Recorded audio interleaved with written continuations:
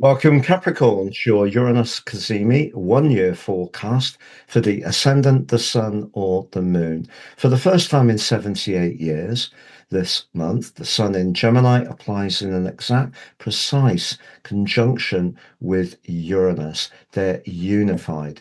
Uranus in the disk of the sun, Cazimi, and the raw energy and radiance of the sun pour into Uranus, amplifying its qualities. It's hugely influential for us all, this Uranus return. But what will it mean for your zodiac sign, Capricorn? I'm going to share with you the event chart from a Capricornian viewpoint, but also the other planetary influences, including a really key one from your ruler, Saturn. And by the end of this forecast, you'll have a clear understanding of what the next year holds in terms of your energy, work, relationships, and finances. I'm astrologer Patrick Arundell. A very warm welcome. If you've yet to subscribe to the channel, please do so now to help it to continue to thrive. But please also click or tap the bell notification symbol. So on the screen is your event chart. So there's the duo at 1 degree and 30 minutes.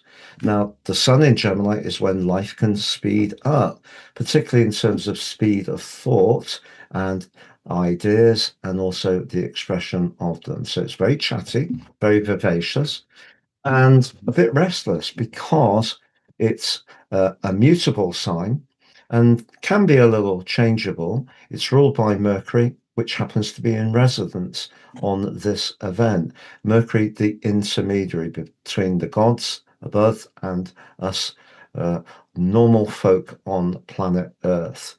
But Mercury's higher octave ruler is actually Uranus. So Uranus loves being very close to Mercury, but is much more at home in the sign of Gemini than Taurus.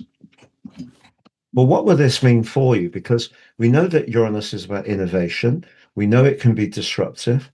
We also know that it can push us to be more inventive, to also perhaps look at the things that have got stale in our lives. And for you, the sixth house, which is where this event occurs, is very much about routines. There's not a lot that's routine about Uranus, but what Uranus can do is bring flashes of innate brilliance and ingenuity in order to perhaps make our lives a little easier. So, in some sense, that's going to be for us all around technology, perhaps around science, as far as medicine's concerned, and or medical equipment and how checks are done. But of course, the pace of life is going to get ever quicker, and that isn't necessarily going to always be good for us. So we have to adapt. And for you, the sixth house can be your work. Now, if you're someone with a natural aptitude for adopting new ways of doing things, you're going to surf this energy absolutely brilliantly, not just over the next year, but over the next 7 years. If you're someone, because you're a fixed sign, who has a much greater appreciation of routines and how they are, and that's really what works for you, this could be challenging because it may not be that you're looking to change your work. It may be that work changes. Unfortunately, that's true for all of us, even for astrology. You know, technology is having its place. So being adaptable is going to be really important. The sixth house can also be about knowledge, I feel, about things like what we eat and drink. And Uranus can be very illuminating because it's very much a truth seeker. So if you want to purify what you eat and drink, then Uranus is going to give you the desire to ask the questions that gets you the answers you truly want. But what we do have is Mercury in resonance forging a great link to your ruler Saturn. It's an exact sextile. So if you are wanting to reform where you live, tidy it up, make it more functional, perhaps strip it down so it doesn't have as much in it. By simplifying, you create more space. Another Uranian concept, Uranus likes that space. So you can physically clear yours, and with Saturn's help, make sure that you choose the right things to declutter, but end up with something that just where the air flows better, and that can make you feel more at ease in your environment. So that's absolutely lovely. We also have a great link from Neptune to this duo as well.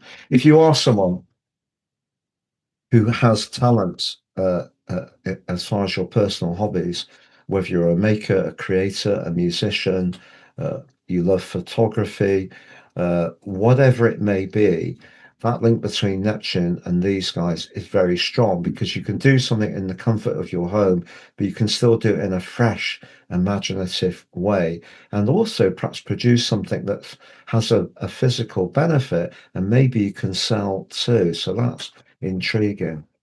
Now, Venus, the planet of love, is right on your seventh house cusp, which is really very, very lovely. And it suggests, particularly with Jupiter, the planet of greater fortune, the greater benefit, also in your sector of relating, there may be, if you are wanting for a new connection around your romantic life, it might happen in the most absolutely mundane of places, but it could happen very, very quickly. So maybe just walking somewhere, maybe traveling somewhere, and just there's that chemistry that just sparks. And if you are lucky enough to have that, it could prove to be very special because Venus is not just on that seventh house.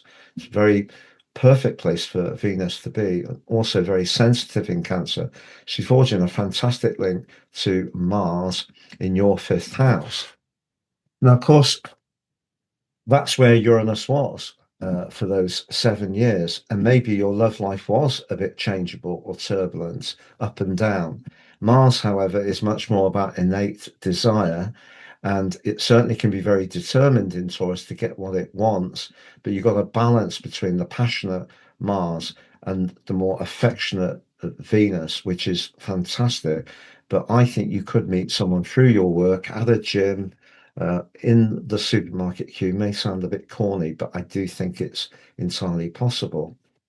Also, we do have a link between Pluto in your second house, very much to do with your evolving values and how you earn money, in a great link with these guys, but a tiny bit wider, but it is a trine. So if you're up for transforming your approach to the type of work you could do or how you do that work, or learning new technology or approaches, retraining even, it can help you to bring in the money. So that's very reassuring.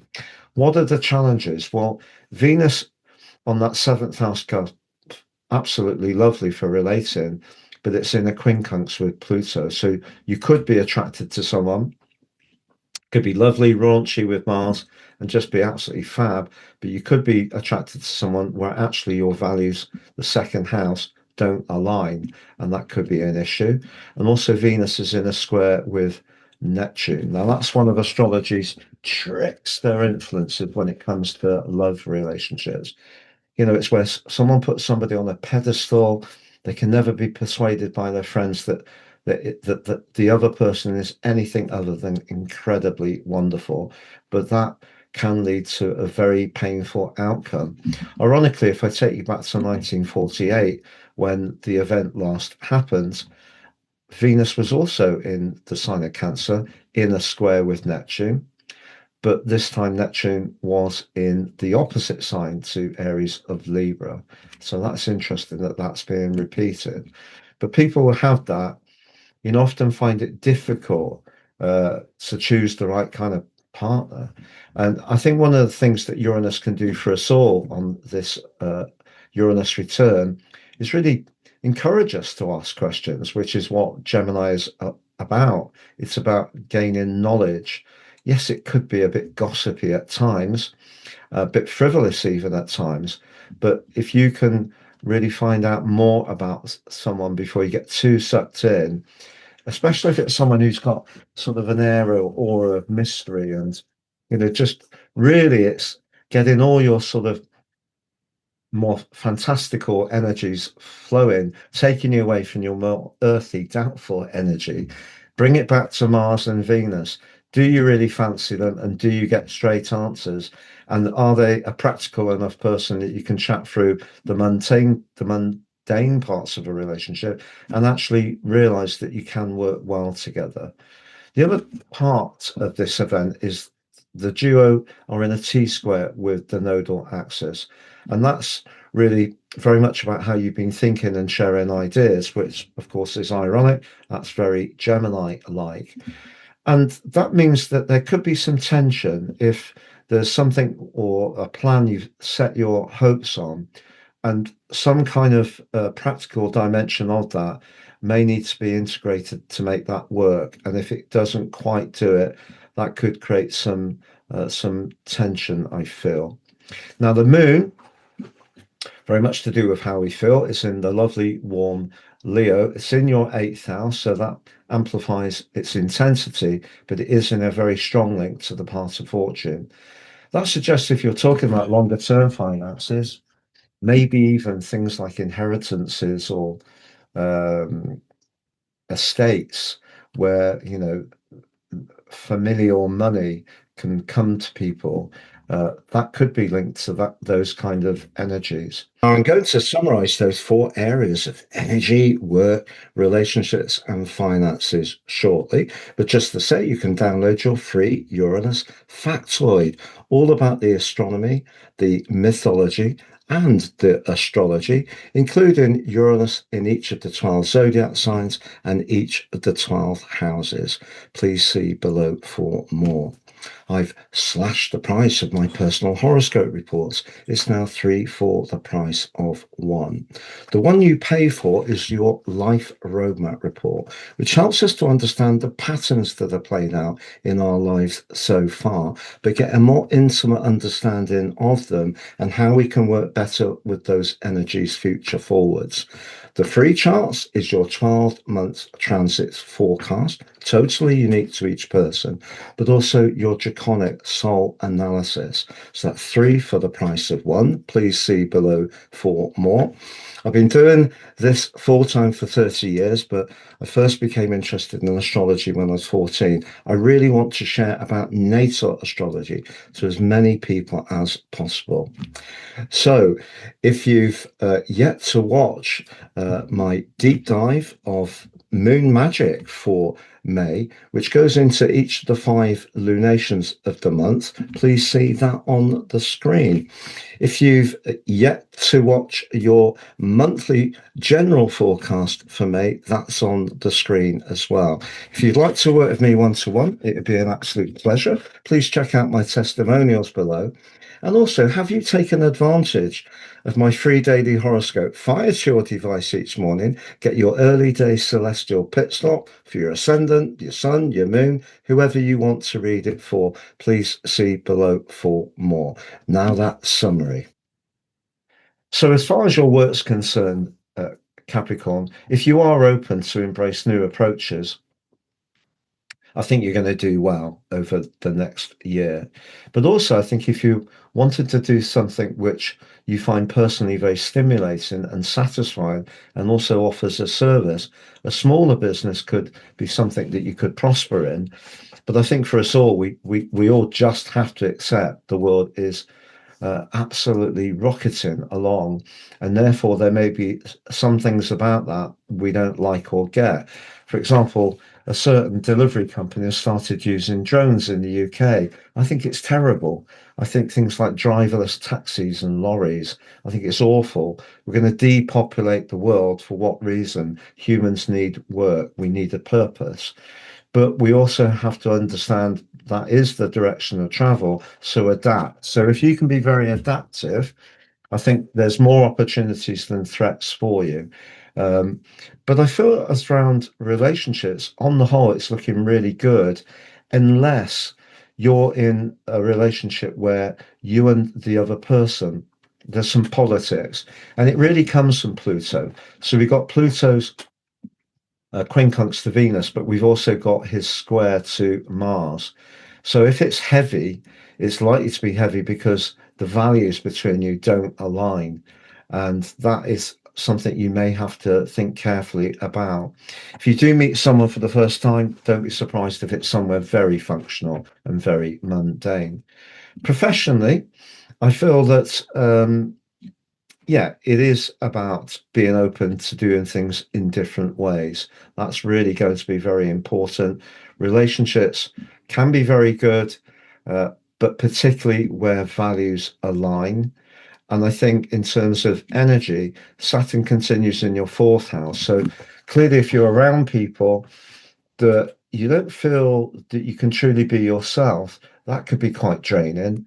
And there may still be some inner work to do about old family issues that could come up over the next year too. But remember, Uranus can be about liberation as much as new innovative ideas. So if there's something you're not enjoying, you do have the choice to embrace his energy to set yourself free. It's been a real pleasure being with you, Capricorn.